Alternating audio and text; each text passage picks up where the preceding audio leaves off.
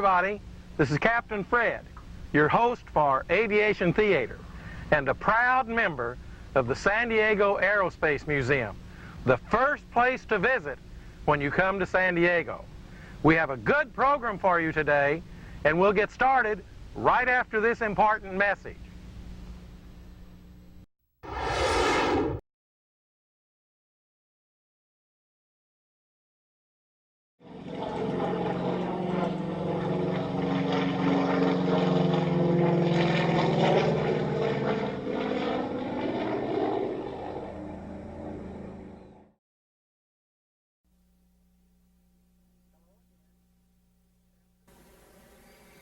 Hello again. This is Captain Fred, your host for Aviation Theater, and today our guest is Major Ben Drew, a fighter ace and a legitimate American hero. Welcome to Aviation Theater. Thank you, Fred. It's a pleasure to be here with you today. We're going to talk about a variety of subjects today, and I'm not going to tell the audience why you were selected to be today's guest right off the bat. We're going to sneak up on it. Let's start with the beginning of World War II. England wanted to purchase some P-40s, that's what the Flying Tigers flew, from Curtiss, and they were backed up. Would you tell our audience what happened there? Well, the British needed a low-level support fighter aircraft, and the P-40 demonstrated its capabilities both in the early days in North Africa and in the Chinese theater. And so they wanted to order a bunch of these P-40s, but modified and souped-up engines and so on. And at that time, North American, who had been asked to build a P-40, said, well, look, in 120 days, we can give you a completely new design, a far superior fighter to the P-40. Why don't we think about that? And as it worked out, the British agreed. Okay, let's stop there just a minute. The British went to Curtiss and they said, we want some P-40s. And Curtiss said, we're up to our armpits in alligators. Yes. We don't have time to build you any Curtiss P-40s. So the English went to North American, That's right, a competitor, and said, would you, North American, build Curtiss P-40s for us? The reason they selected North American was because they had built the Harvard AT-6 for them. Well, that's correct. And North American had a good track record on the manufacture of single-engine airplanes. Then, as I said, North American said they could design, and from drafting board until first flight in 120 days, give the British a far superior aircraft to the P-40. Well, if I was North American, I wouldn't want to build Curtiss airplanes for the English. I would want to produce my own product. So they said it would take 120 days to tool up to make the P-40s. And in that 120 days, they proposed something that was unheard of. They proposed to create a new airplane. Well, that's correct. And one of the key moving forces at North American is of course, a legend in design engineering, Dutch Kindleberger. And Dutch Kindleberger supervised the North American program for building the P-51, or as it was nicknamed by the British, the Mustang. And they indeed did produce this new aircraft in less than 120 days, I believe, Fred, wasn't it? 102 days. 102 days, they did their first demonstration flight in what they designated the P-51 period. Now, the P-51 was a decent airplane, and it did what the English needed. But the Americans weren't too interested in it. Well, the English wanted a low-level support airplane, and the key requirement that the Americans had at the time, when they had commenced their high-level bombing of Europe, was an aircraft that could get up to the bomber altitude and escort them to targets. The P-51 that was designed by North American was powered with an Allison engine, which was a low-altitude engine. It didn't have a two-stage, two-speed supercharger, and it was very, very good and performed well up to 12,000 feet. So it was essentially about the same as the Curtiss P-40. To the extent that it was designed for low-level support, for strafing, and in fact, the P-51 was configured as a dive bomber, and they called it an A-36. They put the slats in the wings, and they used it very successfully in North Africa. And the Battle of Britain was low altitude. The Battle of North Africa was low altitude. But the Americans wanted something for a bomber escort. Well, yes, Africa and the Battle of Britain, of course, were both high and low altitude, but the P-51s didn't get into production early enough to fly in the Battle of Britain. That was Spitfires and Hurricanes. But in North Africa, yes, against the Luftwaffe, they worked very, very well because the targets that we had were primarily ground targets. We strafed ships in the harbor. We strafed troop concentrations in the desert. And there wasn't that high-altitude air combat that they saw in the Battle of Britain. We were looking for something that had high-altitude capability. That's right. And range so that they could escort the bombers into Europe. So there was a change that took place in the Mustang. Would you tell our viewers what happened? Well, yes. Finally, when they produced the early model Mustang called the P-51 period and the P-51A, about that time, the British said, look, we have a terribly fine high-altitude engine, the Rolls-Royce Merlin engine. We have it in our Spitfires. And your Packard Motor Car Company in Detroit, Michigan has the capability to build that. Why don't we mate that engine with the P-51 airframe? And that they did, and that, of course, became the definitive air fighter for the Allied forces in World War II. They put the Merlin Rolls-Royce engine in it, manufactured by license by Packard. They put a four-bladed, broad-blade propeller on it. That's correct. And they put the famous scoop underneath. Well, yes, the air scoop underneath, of course, forced the ram air into the airplane, and that gave us the opportunity to use that two-stage, two-speed supercharger to its maximum. And then they started using it not as a dive bomber, the original intention, but as a bomber escort. That's right. At the time that it came online, so to speak, in combat, the P-47s, Spitfires, and P-38s were the only fighters that were attempting to escort the bombers, and of course none of them had the range. The Spitfire was a defense airplane built for the defense of Britain, and it had only a 20-minute endurance over the continent. The P-38 and the P-47s could only take the bombers halfway to their targets, and it wasn't until the long-legged P-51D, the Mustang with the Rolls-Royce engine, came on that we were able to take the bombers all the way in and all the way out. So it was the D model that became the bomber escort. That was the one they made in the greatest numbers. The C model was also a Rolls-Royce powered, but the final aircraft type, the P-51D, was the one that they concentrated on and built in the largest numbers, yes. And Goring had two famous quotes.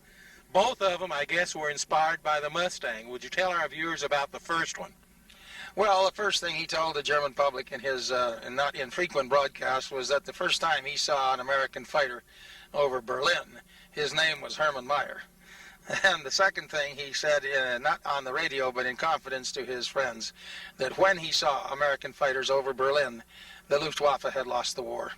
Because when American fighters were seen over Berlin, that meant that the Allies had an airplane that could escort the bombers all the way to the target. Well, that's correct, and that made the entire difference, and all you have to do is talk to bomber crewmen today who referred to us as little friends to realize that now they knew that they had someone that could stay with them all the way in and all the way out. It certainly gave them a much larger degree of confidence, and I suppose it helped their effectiveness. They flew tighter formations. They knew we were out there with them, protecting them with a fighter screen, and it made all the difference. It made all the difference to bomber losses. If you take the numbers that the bombers lost in '43 on the two Schweinfurt missions, where they sent out 600 bombers, they lost 60 bombers on each of the missions. That's 600 men down. And that's because there were no fighter escort, and the Luftwaffe fighters had at them with a will. After that, there were never losses like that when we took the bombers into deep targets. Never. Two things that I wanted to mention about the Mustang was, number one, the reason that the United States wasn't interested in it primarily was because it was a low-level airplane, but the second one was that it had a radiator. It wasn't an air-cooled engine, and a soldier on the ground with a rifle could put a bullet in a radiator, but when it was changed to be a high-level airplane flying at, 30,000 feet, then it wasn't as much of a problem, but it had a radiator. Well, of course, it was an inline engine, as was the Allison engine, and Allison and Rolls-Royce engines are powered and they're cooled by a liquid cooling system. And that liquid coolant is a combination of ethylene glycol and water. And of course, if you break that coolant line, and if you were low enough to literally for someone to throw a rock and break the coolant line, in 60 seconds your engine seized and it was all over. As opposed to the capability that, say, a P-47 Thunderbolt with that big radial engine in, that could take a terrible lot of punishment. I've seen Thunderbolts come home with 2 cylinders out and smoking and on fire, but she comes home. That couldn't happen with an inline engine-powered aircraft. Our guest today flew Mustangs in both Europe and the Pacific in World War II, and he is famous for what he did in a Mustang in 1944, 1945. We're going to discuss that when we come back from this very important message.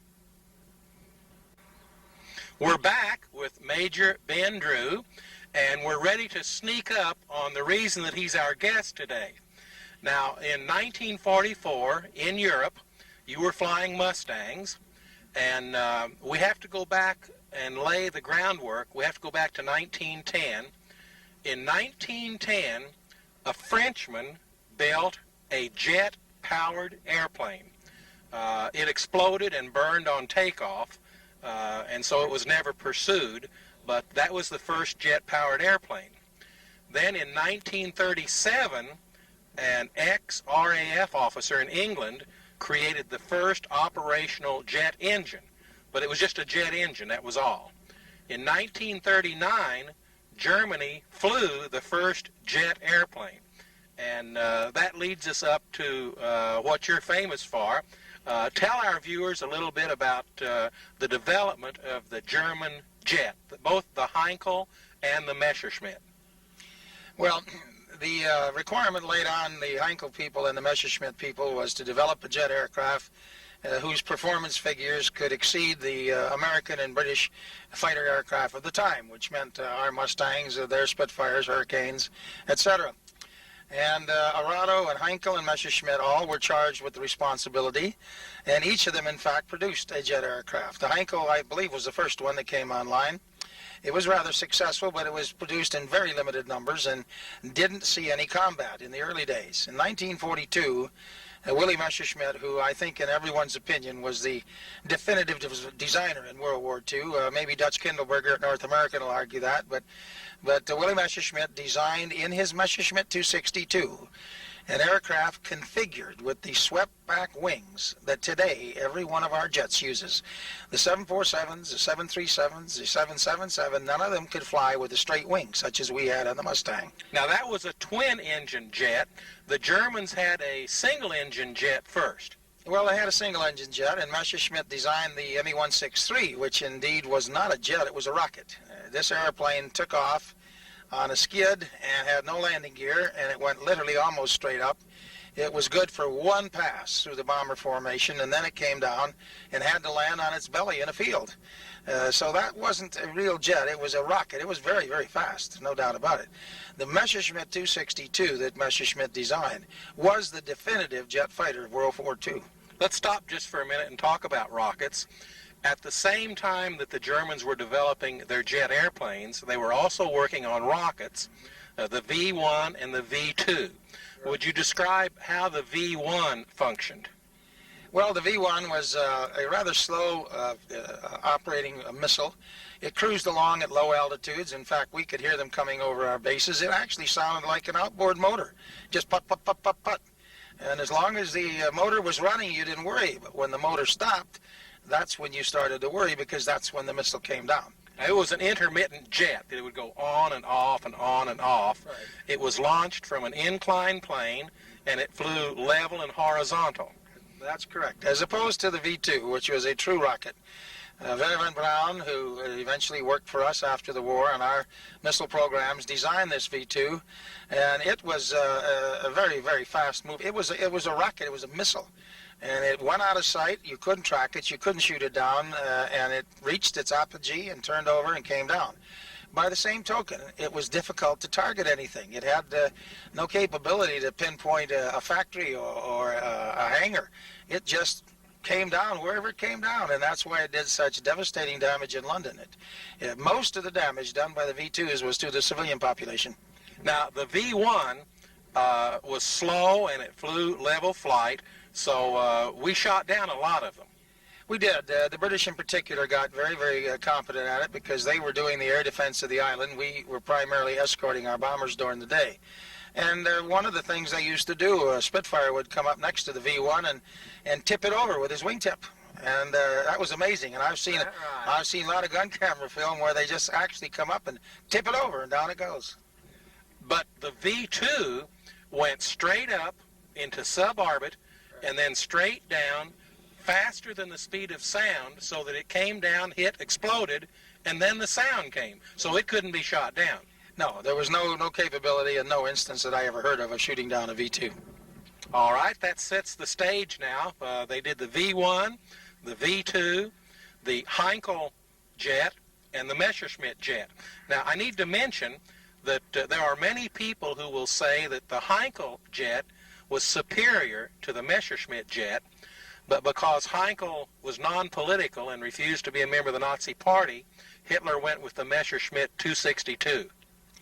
Well, I've heard that story, as we all have, that have become students of that exercise. That can very well be. I know nothing about the political bent of the Heinkel family, but I do know, from our point of view, the enemy, their enemy, that the Messerschmitt 262 was the finest fighter that they built during the war. Now, the first 6 were made as tail draggers, and being a jet, that affected their performance. Well, that's right. It gave them too high an angle of incidence when they were taxiing. It cut out the ability to get airflow through those fans as much as they needed to develop speed.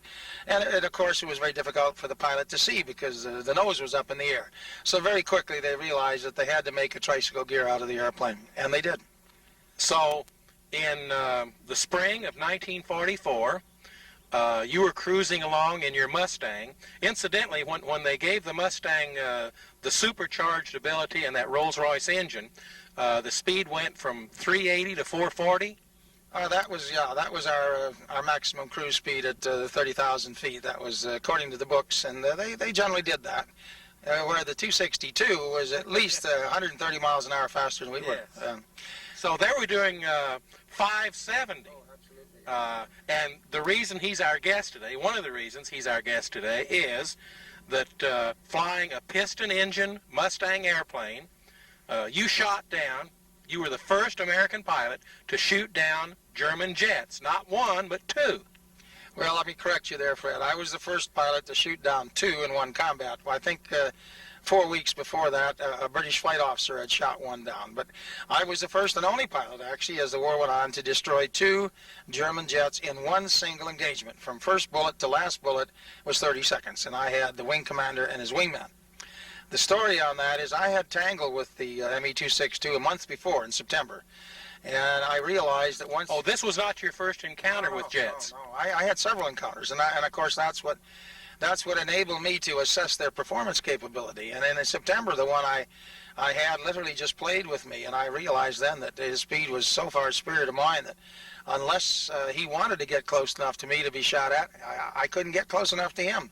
Well, if you're on a bicycle and I'm on a motorcycle, I can play around with you. Well, that's a good analogy, and it's very true. So when I was debriefed that day, I told my intelligence officers, I said, gentlemen, the air war just changed this morning. I said the Germans have an airplane with a capability far in excess of our Mustang. And I said, well, they can't turn with us. They're going so fast. They can make their turning circle so wide, we can't get a shot at them. I said, we've got to get these guys just after takeoff or just before landing or on the ground. I said, because once they achieve their speed, they're going into the bomber columns and we're going to lose bombers. The gunners on the bombers said, what was that? Because they went in, shot them, and were gone, and they didn't even see what it was. Well, that's true, and the day that I was successful in shooting the first 2 down is quite a famous day, not just for me, but the jets were given to a group called the Kommando Novotny, and that was commanded by Major Walter Novotny. He was an Austrian ace, actually, with 256 victories on the Russian front. And his job was to develop the Geschwader, or the group, into combat fighting shape. And in the earlier months, in the one I tangled with in September, he wasn't authorized to shoot at me. He was only authorized to come up there and do experimental test flying against me. And so that's why he never fired a bullet at me. But on the 7th of October, I'd been escorting the B-17s. I was leading my squadron that day to a deep target in Czechoslovakia. They were bombing chemical plants in a town called Brooks. And whenever we went in that deep, the Luftwaffe came up, invariably. And they hit us going in, they hit us coming out. They lost some, we lost some. But I knew where these jets were based, in the vicinity of Osnabrück, at two airfields called Hesp and Akmer. And as I came overhead Akmer at about 20,000 feet, I was amazed. I saw the whole Geschwader lined up on the runway. And I called my deputy lead, Captain Rowlett, and I said, Redhead, this it looks like the first combat mission of these 262s. You take the squadron, I'll take a wingman and get down and see if I can get them before they take off, because once they get up to speed, we're going to lose bombers. Well, I couldn't get them before they took off, but I had built up a very, very rapid descent, close to 500 miles an hour, and I caught up to the wing leader and his wingman when they were about two-thirds the speed at 2,000 feet. They didn't see me coming. I exploded the wingman in the biggest explosion I'd ever seen in my life. 1 minute there was an airplane and a pilot, and the next minute there was nothing. And then the wing commander turned out to be an Oberleutnant by the name of Blay, who was a famous ace in Germany. He had shot down 4 P-38s in one mission during the war in Italy. He still had a piston mentality, and he started a tight climb. If he'd have cobbed it, as we say, he probably would have gotten away from me. But he started a tight climbing turn, which bled off his speed and allowed me to get in behind him. And from first bullet to last bullet, I shot them both down in 30 seconds. 30 seconds, 2 airplanes. That's right. So there's some contention from some of my peers that I wasn't the only guy to shoot 2 airplanes down in one day. There's another captain in another group late in the war in 45 that actually shot 2 down, but maybe an hour or 2 apart at different aerodromes. My claim is that I was the first and only one to ever shoot 2 down in one aerial combat. Now, I notice you're wearing a ribbon here. Would you tell our viewers what this ribbon is? Well, that's very interesting. I'm sorry, I was admiring the ribbon too much. That ribbon represents my Air Force Cross. There are 4 Valor Medals in the American decoration stable, as we call them, the Medal of Honor, and the 3 crosses, the American Navy's Navy Cross, the Army's Distinguished Service Cross, and the Air Force's Air Force Cross. And when I shot the jets down in 1944, I was put in for the Distinguished Service Cross, but my wingman was shot down, fortunately became a prisoner of war, and when I got home, I found my gun camera had jammed, so I had no proof whatsoever. And in the 8th Air Force in particular, if you didn't either have gun camera or a witness that would testify to what you did, there was no decorations given. And so the Air Force became independent in 1948, and they struck a medal called the Air Force Cross, which was the equivalent of the old Army DSC. Or the Navy Cross. Or the Navy Cross. The 3 crosses, together with the Medal of Honor, are called our Valor Medals. So 40 years later, I was living in my home in South Africa then, and the phone rang, and it was the Pentagon called, and I can remember almost to the word what this general said. He said, Mr. Drew, a grateful nation, albeit 40 years late, has seen fit to award you with the highest decoration the Air Force can issue for heroism in combat, the Air Force Cross. And General Charles Gabriel, Chief of the Air Force, is dispatching a C-141 to Johannesburg, South Africa, to fly you and your wife to the Pentagon for formal presentation ceremonies. Finally. 40 years late. Then, after you finished your service in the European theater, you weren't finished. You went to the Pacific. Yeah, I was still eager to shoot down airplanes. I was one of those guys, I guess they call a tiger today, but I couldn't get enough of the war, and I volunteered and got into the last fighter group that went to the West Pacific. It was the 414th Fighter Group, equipped with the brand new P-47, the new Thunderbolt. The new Thunderbolt.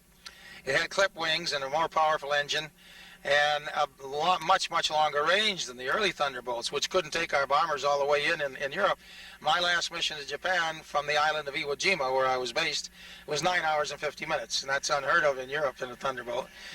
And so when the war was over, I was with the 7th Air Force, on that famous or infamous island of Iwo Jima. Now, you were on Iwo Jima when Paul Tibbets flew over with the Enola Gay. Well, I was, and it was coincidental. I was a junior officer, and they gave those airport duties to the junior officers, so I was airdrome officer that day. And I never will forget, I saw this B-29 come over and checked overhead hot rocks. That was the code word for Iwo Jima.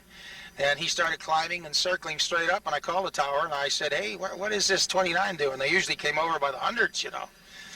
He says, I don't know, sir. He just said to relay to Tinian that he was overhead hot rocks climbing to altitude. Well, General Curtis LeMay had been bombing Japan night and day with the firebombing. Yes. Well, that's right. And the firebombing of the city of Tokyo it took more lives than ever we did in Germany and Hamburg and Berlin in any one mission. And, of course, that's because Tokyo was built out of wooden shacks. And once the incendiaries got amongst the shacks, it was a literal inferno. But anyway, the Enola Gay went on. Of course, I didn't know she was the Enola Gay, didn't know anything about it. And late that afternoon, she came back, and I called the tower, and I said, is this the same airplane went over this morning? And he said, yes, sir. And I said, well, what did he say? He said, all he asked was to relay to Tinian, mission accomplished. And that was Colonel Paul Tibbets in the Enola Gay. Thank you very much. Our guest today has been Major Ben Drew, fighter ace, and the first American to shoot down 2 German jets, even in one combat experience. This is another of our American heroes that Aviation Theater is honoring and bringing their story to you so that we can salute and recognize their patriotism and their heroism. This is Captain Fred saying, I love airplanes and the people who fly them. Well, that's our show for today. We hope you enjoyed it. We certainly enjoyed bringing it to you. I'd like to thank the San Diego Aerospace Museum, the first place to visit when you come to San Diego, for bringing Aviation Theater to you. Until next week, this is Captain Fred saying, God bless America and happy landing!